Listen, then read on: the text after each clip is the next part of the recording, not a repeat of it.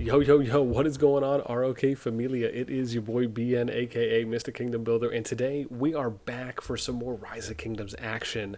Going to be touching on some more jumper topics, and I'm really excited to bring this one back. I think I briefly covered this a while ago, however long it was, but one of the things I think is very important when players are deciding to consider jumping, or if you are already in a project, you've already started, you're in your prep phase, is to have some levels of realistic expectations. And today we're going to be touching on kind of the success failure notions and what we sometimes find are blanket labels that are placed on projects. And I really want to touch on kind of the varying levels of success that projects can have, along with some examples of what I would really consider to be a project that, for lack of better words, fails. Right. Now, before we get started, as always, make sure you guys sub, like, ring the notification bell. And of course, if you want to join our Discord, you're more than welcome to. You can find a link to that in the description and pin comment down below. Okay. So first thing is first. When we're talking about jumper projects, the most important thing that we need to do is have a good understanding that when you are joining a project, regardless of how well you prep, regardless of how many players are there, how many leads, how many officers you have, how much time you've taken, there is absolutely no guarantee that your project is going to be successful, right? There are only high percentage chances and low percentage chances of success. This is by far the best mentality to have going in. And I say this because your project, and I say this coming from someone who has prepared arguably some of the most, if not the most, professionally organized and structured and most prepared projects in the history of Rise of Kingdoms, and jumper projects specifically. And even then, you can still run into obstacles that you just do not foresee. You could have a couple whales that just decide they're going to cause havoc. They could have a little bit of support from a few alliances, and that's all they really need. If you don't have anyone on your side that can essentially combat that or kind of even and balance that out, you could land in a kingdom with another jumper group, and now you guys are potentially battling it out for a civil war to see who's going to come out on top when it comes to managing and being the new governing body or the governing body right in that kingdom. So, again, that is one thing.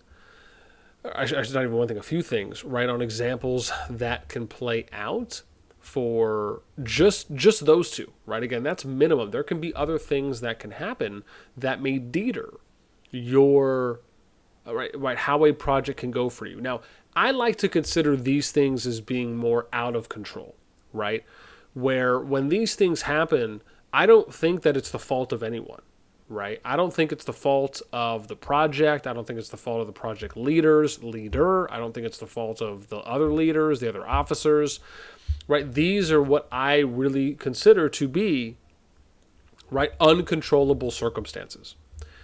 Now, what I do consider to be controllable circumstances, where I really would put it on the project leads or managers there for a project that I would really consider to be a failure, right, if you want to label it like that, or just unsuccessful, would be if there's just no organization, there's no prep, and you get into a kingdom and you just have no idea what you're doing, or you're making bad, poor decisions that lead down a path that does not give maybe your kingdom favorable matchups going into your KVK. Maybe you don't handle the situation well because you just want to play the dictator role, right, so to speak, and you're just telling your guys, hey, we're just going to take over the kingdom.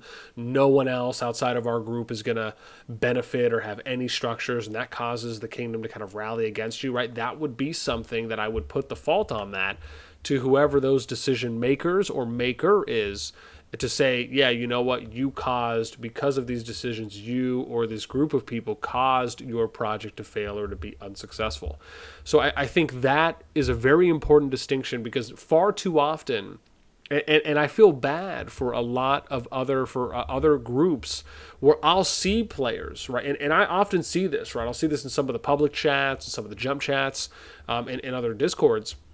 And you just have some people that just go in on some of these leads and some of these other project managers. Now, granted, I don't know, obviously, the circumstances. I don't know what the situations are there. So when I hear people tell me, hey, this project failed, or hey, this lead isn't good, the first question I ask is, okay, well, why are you saying that? Right? Can you explain that to me? Can you tell me what exactly happened? What decisions did they make that led to it? And if they kind of brush it off, right, where they just don't really go into anything, then, my thing would be, well, okay, well, why tell me all this in the first place, right? Why give me information if you're just going to give me the subject line, right? Like, actually show me some evidence, some proof on, why you feel this group was unsuccessful, right? Because otherwise it's just hearsay, right? You're just, providing your header without, like I said, without any body or any message to go along with it. So I think it's important that players, especially if you're new players, and I would say for a good portion as well existing players, but really for the most part new players, that you have a good understanding and have realistic expectations when you are going in and joining a jump project, because it may not work out the first time. You might have to run it back 2 times, 3 times, possibly. So that's why it's important that when you are looking for a project to join, that you are trying to really look at multiple projects and you vet these people, right? You stay in there for a little while, you see how they operate, see what the announcements look like, right? Are they doing meetings? How do they look structure-wise? Compare that project with other projects so you can get some kind of a baseline point to start from, and now you can more efficiently compare with how one project kind of stacks up against another, right? This is very important. One of the reasons why, even for people in my projects, one of the things I'll always tell people is, don't just join my project first, right? Like, if you're going to join, that's fantastic, but go and look at other projects, right? Go and look at how other people organize, how other groups structure themselves, and then make an informed decision for you. But when it comes to whether or not a project is going to be successful or it fails, right? Remember, you can have a level of success up to a certain point, right? One of the examples, it was funny, we were talking about this yesterday in our jump chat, but it was interesting because, right, one of the examples I gave was, if you take a big company like Apple, right, or Google, and let's say that tomorrow they went bankrupt and they had to shut down the company, right, and it no longer existed. You would not say that Google was a failure. You wouldn't say they were unsuccessful as a project, as a company, as a business. Same thing for others, right? You would say that, okay, yeah, it's unfortunate this happened, right? This is what led them down that path, but they were very successful up until this point, and they made very, life-changing milestones, right? There were multiple levels of success. And if you look at a project in a similar fashion, you can say, arguably depending on how it goes, you can say this project saw levels of success. It saw variations or forms of moments of success, right? If not great success up until a certain point, and this is what happened, right? Then you can say, okay, well, man, they were overran by whales. I mean, you can't really control that. You have to have people that can spend, or, you can say, well, there was civil wars that happened, or there were disagreements that happened, right, that caused, whatever direction to not be able to continue going on further, right? There's varied things that can happen that I think are just dependent on how we view and how we look at if a project is successful or not. But more importantly, were there any moments of success within a project? Because those are key takeaways as well, right? Even if the project got ran over by whales and they were half a year in, a year in, 2 years in, right? You can still look at that and say, wow, they were really doing well up until this point, right? It sucks that happened, that they didn't have anyone to combat it. But man, that's kind of the rough part about not only just jump projects, but kingdoms, right? In general, is you can run into almost anything. And if you don't have the right people to combat, if you don't have the necessary power, activity, if you don't have these areas of preparations that are in place, right, these contingency plans, it just makes it that much harder to try and address or to kind of counteract what can happen that can cause these things to affect how your kingdom plays out at any point in time.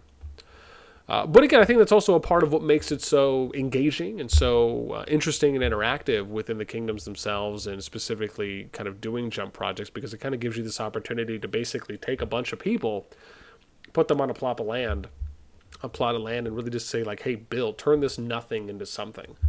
And for me, that's always been something I'd love to do. But I also like to make sure that we are educating and giving players good information so they do have, as I say, these realistic expectations coming in. So what I would love to do is I want to pass the question off to you. And I want to know, if you are someone who's been in a jump project, right? What do you consider to be success? What do you consider to be failure? Is what I'm saying, giving you my thoughts, my opinions on it, making sense, right? Where, again, it's not just a blanket success, a blanket fail, right? But context is important to know what happened. Did they have levels of success or not? And then more importantly, right, have you been a part of a project that even if you weren't able to continue in the project itself was not able to continue in the direction it initially was, right? Did you see levels of success? Did you see moments of success? Right? Maybe what were some things that you saw that caused the project to fail? And also, did you find or see any impossible or impassable circumstances that occurred or situations that arose in the kingdom that just did not allow for your group or for the kingdom to continue thriving in maybe the way it was at a certain point, whether that was whales, civil wars, disagreements with leaders, whatever it may be? I would love to really know what your thoughts are, sharing your stories down below in those comments. And that's it for me. I hope you guys enjoyed this take. I really like doing these kind of deep dives, not only into the psychology of what players and kind of how kingdoms can play out, trends, development as well, and situations that can arise, because when you've done projects as long as I have, and I'm sure others as well, you learn a lot of things where it's not really as black and white as some people may try to make it out to be. With that being said, that's it for me. As I said, hope you guys enjoyed. Until next time, we will catch you later.